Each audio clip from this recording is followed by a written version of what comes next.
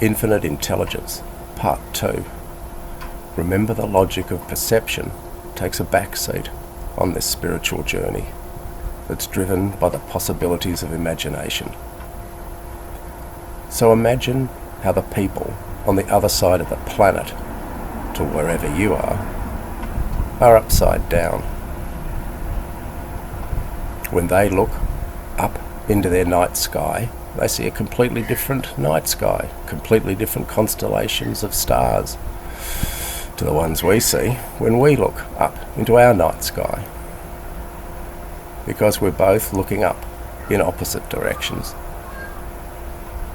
We're standing upside down relative to one another.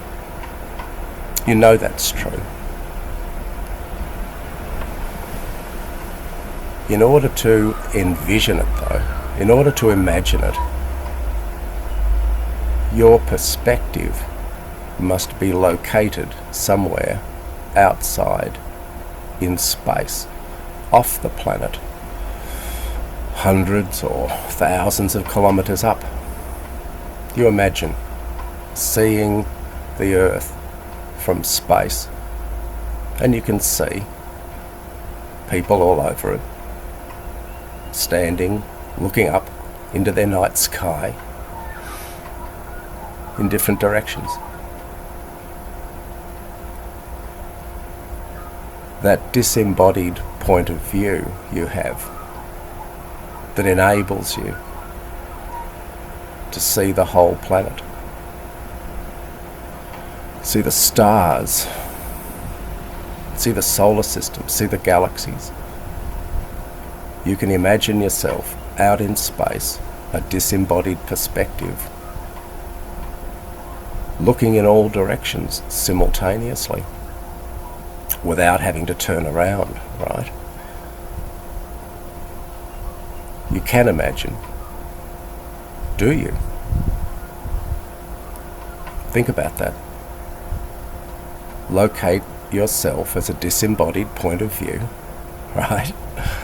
Out in space, hundreds or thousands of kilometers, hardly matters, looking in all directions. Above, below, beside, seeing the Earth, the other planets, the sun, the stars in all directions, some of which are light years away, hundreds, thousands, billions of light years away. That disembodied point of view that you have, with which you can see the planet from outer space, right? With which you can see all the stars in all of space, reaches right back to the Big Bang. You could imagine seeing the Big Bang happening. That initial materialization of spiritual energy into the quantum wave field that actually includes all possibilities, in which everything is connected to everything else. So there really is only one thing. And that one thing spreads out in space and time. Its energy slows and cools, some of it does anyway, and forms matter, subatomic particles, atoms, gas clouds, nebulae, stars, galaxies, solar systems, our Earth, these things we see when we look around. This is all made of energy. Everything's connected to everything else. So there really is only one thing. That one thing isn't an object, though. We can't get a perspective on it. But we can experience it. We can be that one thing. We already are that one thing, because nothing exists apart from it. What is that one thing? Well, it has many names. The names don't matter. The experience of being it is what matters. And to have that depth experience of being the one thing that's everything, we've got to be still and calm and quiet. We've got to look into the depths of our own selves, where we find the depths of all other selves, the depths of everything. Because everything that is comes from the one thing that is. Since we are part of everything, that one thing is in us. If we find our source, we find the source of everything else, right? That source is within us. It's a spiritual reality that we can access through the spiritual nature of our own consciousness, our own thought, our own mind. Have a think about that. And after you've thought about it for a while,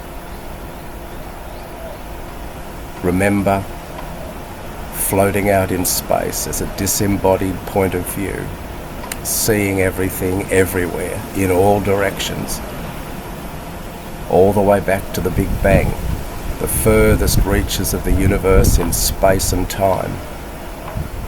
This panoramic view that reaches ahead imaginatively as well as into the past.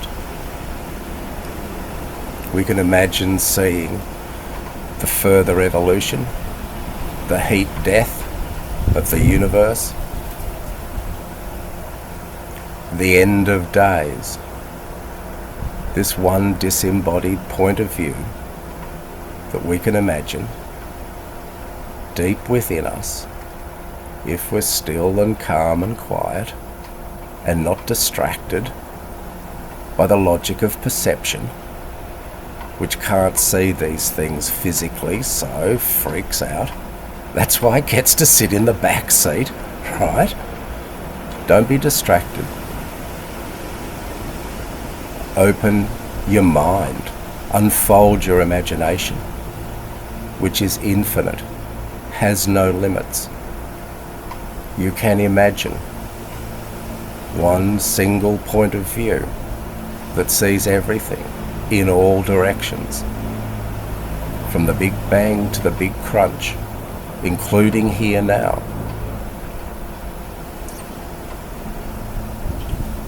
And imagine that point of view floating out in space, drifts back down, flutters down to Earth like a little piece of paper, and comes back into where you are sitting right now, still and calm and quiet, thinking about this. If you can imagine yourself as a disembodied point of view out in space, seeing everything, you can imagine yourself as an embodied point of view, seeing everything. It helps to have your eyes closed while you're practicing this and getting familiar with the scope and the scale. But with a lot of practice, you don't forget this infinite point of view, this infinite intelligence that's in the back of your mind all the time. You don't forget it with your eyes open, here now, in the physical world, doing your ordinary things, your laundry and the dishes. In the back of your mind, there's an infinite intelligence, towering like a mountain over a molehill, right? Have a think about that. I'll get back to you. Cheers.